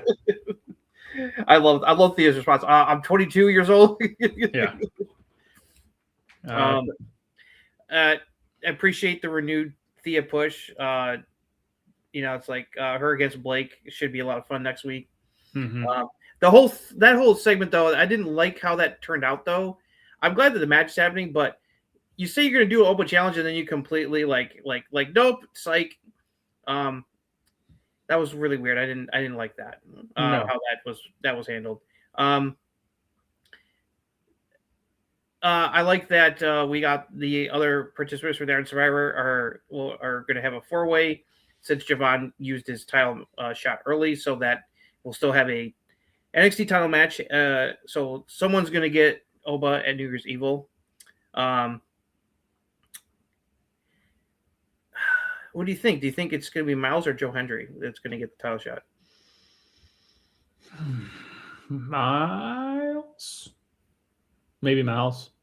I mean, it's too early for Hendry versus Oba. I don't know. I'm good with either one, but they've never been teasing Joe against Oba, where they've been teasing Miles a little bit more, and they've been pushing Miles to be in the main event. Picture a lot more than Joe. For Miles, but I wouldn't be surprised if Hendry won. But I think he's the more likely candidate. Because Dion's not that ready yet. He's not ready for that kind of match. It's like Leon Slater. And Leon Slater's from TNA. He's just there to just, be awesome. Be awesome. Jinx. He's just there to be awesome. Okay. That main event match. It's Speedball and Kyle Fletcher had the better match, but this one was really, really, really, really, really, really good. Between Oba and Javon. This is their third or fourth match. This was the third time that they wrestled. The first one was the triple threat at Stand and Deliver last year between them and Trek for the title. Then Javon got, I think it was at Heat Wave, he took him on and lost. So it's like this was, I thought third time would be the charm for Javon, but nope. Thanks to Ricky Saints, he's struck out 3 times against Oba. Their match was fantastic. I was definitely like, no, Ricky, no, don't do the heel turn. I was like, damn it. I had a feeling I was like, when the whole opening thing happened, I'm watching, I'm like, damn it. He's not going to win the title tonight. Because you're not having Oba Femi lose the title before he wrestles Cody Rhodes on Saturday Night's Main Event. It's not going to happen. So I was like, he's going to get screwed. And that's exactly what happened.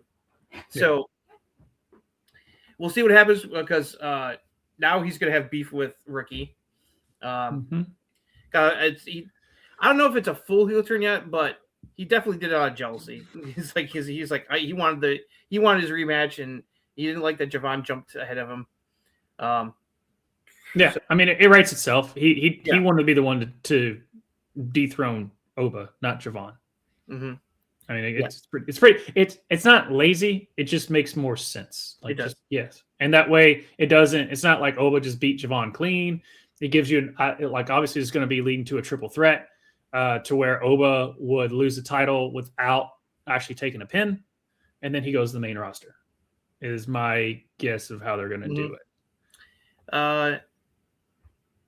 I thought the Shiloh's debut match was okay. The fans were definitely into it. They definitely were into him, so that's a good thing. So he definitely needs some work. I'm just not vibing his character that they get him right now. It's just not hitting me with that. But he's a great wrestler. I was really impressed with his work on LFG. It was like Taker loves that loves him. So but not a bad debut. It was just some of the character work is just not working for me just yet. So I'll give it some time, see what happens. The fatal 4-way to determine who gets Oba at New Year's Evil. That's going to be great. I thought Soul and Ren was good for while it lasted. I wish it had been a little bit longer, but they wanted to get more to storyline stuff with Soul working Zarya and then Fatal Influence confronting Kendall. I thought that promo exchange was really good. I thought Kendall really held her own well against JC. JC's line calling her Kurt Angle with a ponytail, I thought was a great line. Because a lot of people have been comparing her to Kurt Angle, so it's like, yeah. I mean, she's just, I mean, I can see that. I'm just glad that Thea and Ren are getting solid work. Yeah, right now. because we've been obviously watched the show. We're big fans of Thea and Ren. Ren was in the Iron Survivor a year ago, did well, not Kendall Gray level. Last year, she wasn't Kendall. She's not Kendall Gray, Mm-hmm. but that doesn't mean that she isn't a solid. Her mic skills are awesome. Like I love Kendall Gray on the mic. Ren, not Kendall. The Ren and Kendall pairing works as works for both of them. It really helps both of them. So looks like they need to find an ally because they're outnumbered against Fatal Influence right at the moment. And they were talking about it on Ren's Day video, where they were having fun with it, but Kendall's like, we need to recruit somebody because we're outnumbered against Fatal Influence here. It's like, and Charlie Dempsey was like, okay, cool, go for it. So it's really, I love those videos. They're really funny. Device. Yeah. That's what I'm thinking. Or maybe returning Jada Parker. Yeah, it's like I'm wondering where Jada's been, unless they gave her some time off. And it's like either they gave her some time off or she's injured. I don't know, but hopefully she'll be back soon because she's been missed. Yeah, no, I was like, as soon as they were like I want you to be in my corner at Saturday Night event, and they hugged, and it's like I'm like, yeah, the turns finally. It's like we're almost to the heel turn. It's like they were making you think everything's all good again. It's like no. No. So yeah, I thought that the Lee stuff was good. We forgot to mention that they did show Oba, Sol Roca, Javon, not Leon, just Javon in the crowd in Raw. Yeah, forgot to mention that. Yeah, because it's like they're which was nice to see because they're hyping up the Saturday Night's main event card. Mm-hmm. I forgot to mention about Hank and Tank are back from their Japan tour for Noah. Thought that was adorable. I was like, it's like Tank knows Japanese. Props to him. It's like, so and they're getting plugged right into a feud with OTM. So that's good for the tag division. Tony, Tony, I guess they're kind of like putting Tony Greer because he attacked Javon, who's a face, but now he attacked Ethan Page, who's a heel. So it's like, hopefully we'll get to hear him on the mic soon because it definitely needs a little bit more. But he got more reaction than he did attacking Javon at Deadline. So, this was ended up being a good episode of NXT. Not a great one. Some weird booking decisions, but the main event was definitely the highlight for sure, and it was a fantastic match. Yeah. So now we're on the path to New Year's Evil, and we'll find out who gets replaces Javon as Opa's opponent at New Year's Evil, and then we're gonna start speculating. We're gonna see some title changes. Hopefully for Kendall. I think I'm. Because it's JC and them don't need to be there for much longer. It's like send them up to the main roster, man. It's like they could use another heel, a good all women's heel stable like Fatal Influence again. And it's like Damage Control was nice for what it was, but it ran its course, and so they definitely need that on SmackDown for sure. What else? How did you feel about some of the other stuff on the show? I still think that NXT is the most consistent week-to-week show that we see. I mean, like obviously the Oba Ricky stuff. I don't know. I don't know what they're, like I said, I don't know what they're doing with Jordan Grace. I'm loving that they're pushing Thea Hale, even though I thought that I can't give this like I'm giving this like a 3.5 show just because the shallow match was fine. But again, NXT, they're trying. But I just like how here's another thing is if you keep up with what they're doing at TNA, you're having Lexis King basically job to an up and comer, and yet he's defeating and beating up the crap out of their top ranked guys on TNA. Yeah, he's part of a big angle on TNA right now with the latest iteration of the NXT messing with TNA. Yeah. And Stacks won the international title from Steve Macklin, so it's like, yeah. But obviously Oba Javon was great. I mean the Jordan Grace Kalani match was fine. Mm-hmm. I just don't know what they're doing with that. Yeah. Tony D'Angelo, I'm intrigued. Yep. I just wish the fans were as intrigued as I am. Yeah. That are there live. Ethan Page can do no wrong. He's just absolutely crushing it with his heel work right now. Like the fans are really into what he's doing. And I have to say, they also were definitely behind Kendall. It's like, which was really good to see. It's like, it's like they're really they've really gotten behind her and rooting for her. So that's a great thing. Yeah. She had some good lines back to JC, especially like the dog fight back. She brought up a good point. Like nobody thought you could beat Stephanie Vaquer, but it happened. It's like so. It's like Yeah, no, I the Hank and Tank, welcome back again. Yep. I am not the biggest Hank and Tank fan. I think they put on solid matches. I just don't get I'm just not a big fan of the gimmick. I just think it's just too. I don't know. It's just not my cup of tea. But that's okay. It's not every gimmick. It's not supposed to be batting 1,000 for me. Yeah, I wish it did, but this one just doesn't. I mean, and plus they really didn't have that long of a run with the tag team titles anyway, which I was surprised. That they did, and they're really trying to push OTM, and that's another tag team that I'm just like okay about. So I mean, like I said, there's a lot of things to be. Obviously, the pros outweigh the cons, but please never ever do whatever that segment was with Blake Monroe again. I did not care for that thing. I thought it was terrible on that, but it didn't. It still was a solid ass show. At the end of the day. So ready to talk about the Saturday night's main event card? Yeah, let's go over the rundown of the card for Saturday night. All right. So we have I think the tag titles are on the line. I'm not sure. We got AJ Styles and Dragon Lee taking on Javon Evans and X-Division champion Leon Slater. Holy shit. I think all of them. I was like, well, they're stealing the show. Yeah, they're supposed to be. I think they're all supposed to be exhibition matches. They are. Yeah, so I don't think the titles are on the line. No. None of the titles are on the line. So it's like, yeah. But, man, this tag match is going to be off the hook. It's going to be so good. It's going to be I'm so excited. When they said that, I was like, yes.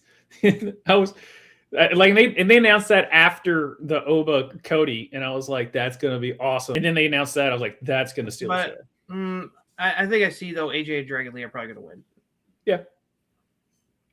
Then we got women's match, Sol Ruka against Bayley. This will be very interesting. I can see Sol winning, and then maybe Zara turning on her afterwards. I don't know, but that should be fun. Bayley's gonna do everything to make Sol Ruka look like $1 million, so that should be another fun match. Yeah. I am torn for what they're gonna do with Cody and Oba. Yeah, so we got Cody Rhodes against Oba Femi. So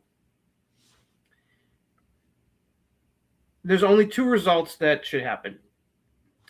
Either it's a no contest because of outside interference from other parties that are currently involved with both men, which is a cop-out, or the one I would prefer, Oba wins because Drew McIntyre fucks Cody over. Yeah. Or Oba wins clean because he cut one of the best promos ever that wasn't aired on TV. So here we go. The biggest factor is change. Change came knocking at the door of Ricky Saints tonight, and it asked for his title, and he had no choice but to relinquish, because change always wins. When change met the dinosaurs, he sent the meteor. When change met man in the Old Testament, he sent the flood. And when change comes to the main roster, asking for Cody Rhodes, he will send the ruler, the destroyer, the bringer of war, Oba Femi.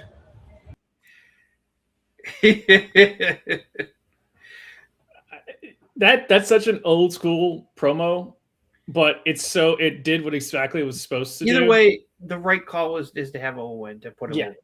Yeah. Dude's a fun.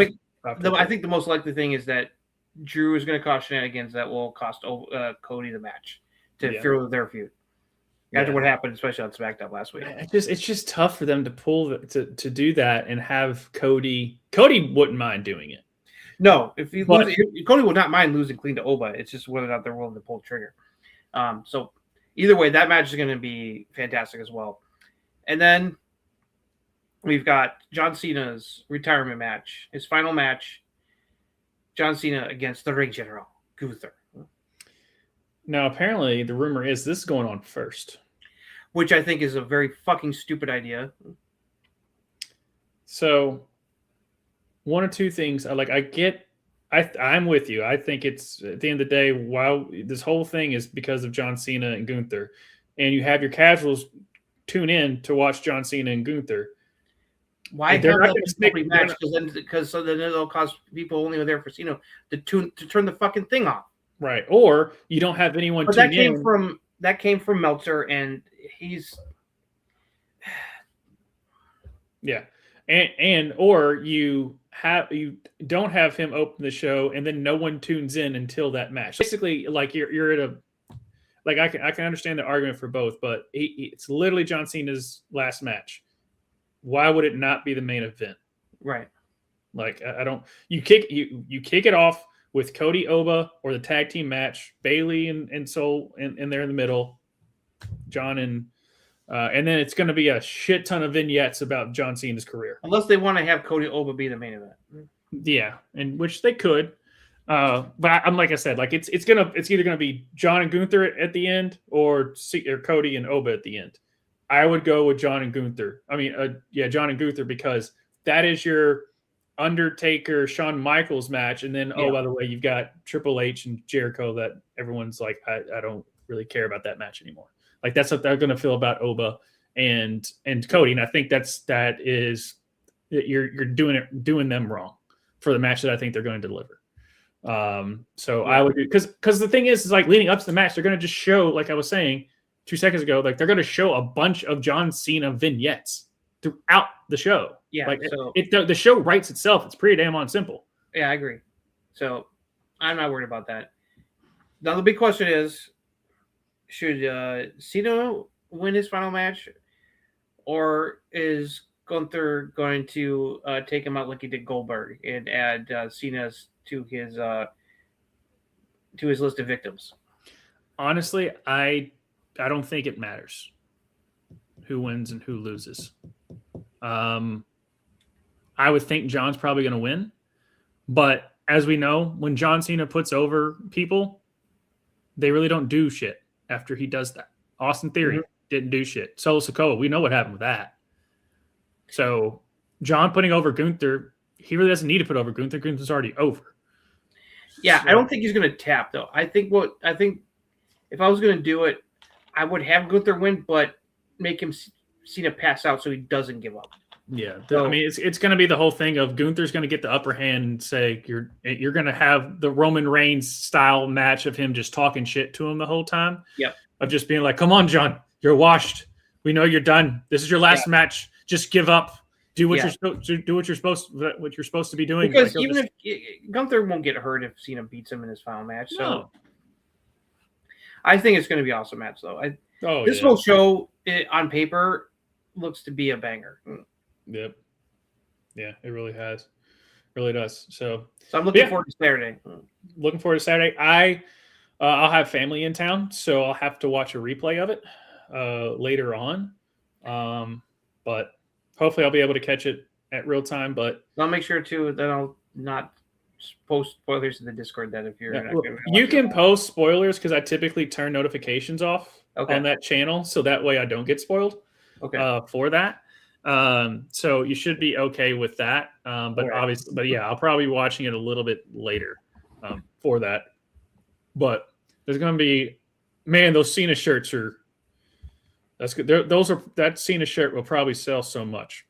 because it's his last match shirt on that. So, but all right, well, that about does it for us, ladies and gentlemen. Justin, we did it again. Another week down. Another week talked about wrestling. Yep. Obviously, we'll be back next week, but then after that, I doubt we'll be going live on Christmas. So we'll be going live on the 11th, which is next week, and then obviously we'll be back 2 weeks. We'll be on the 18th, but we don't be going live on Christmas. Word is that Jesse the Body will be back for this edition, which will be nice to see.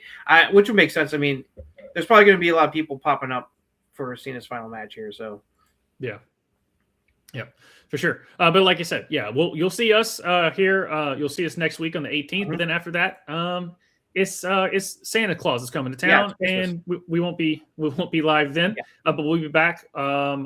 Not much is going to be happening anyway. I mean, plus they're going to be double taping stuff because they're going to give people time off for the holidays. So, so beware of spoilers because Raw and SmackDown are going to be double taping next week. Yep. And then it's the 1st, which we should be back on the 1st for that. And hopefully all of you all can join us hungover after your New Year's Eve. Thank you to Jeff, Caden, and Logan for being here. Yep. Nice to see all of you. Appreciate you coming. Yep. And you all have a other good stuff. Yep, and other stuff we got going on. Obviously, come Monday, it'll be all right. Shout out to Jimmy Buffett and that lyric. But yes, you'll have me and Tushka. It might just be Tushka and Ryan again. Thank you, Ryan, for jumping in.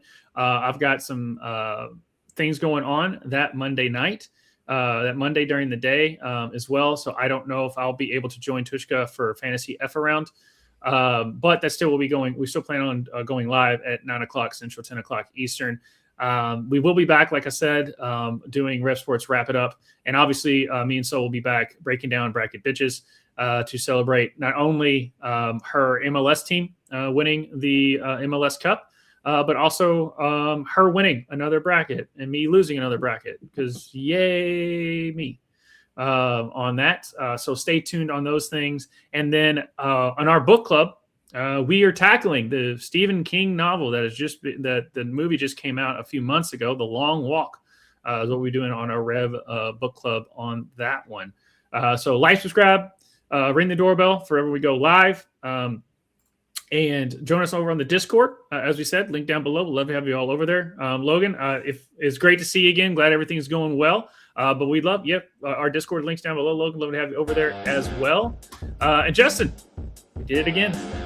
Yep, we're going to do it again next week. And then after that, Santa. But we will see you all at least next week to talk about wrestling. See you.